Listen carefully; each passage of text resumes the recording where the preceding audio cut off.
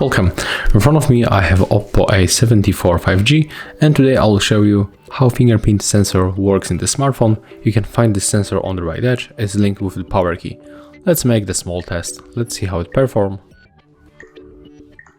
We are going to check if it is reliable and how fast it works. As you can see right now, it's very fast.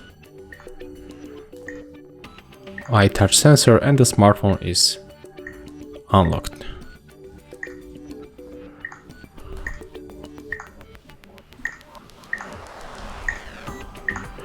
And as you can see, it can recognize our fingerprint every time, so we can say that it's reliable.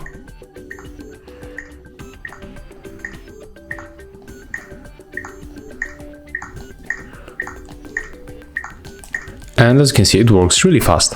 So, if you find this video helpful, remember to leave a like, comment, and of course, subscribe to our channel.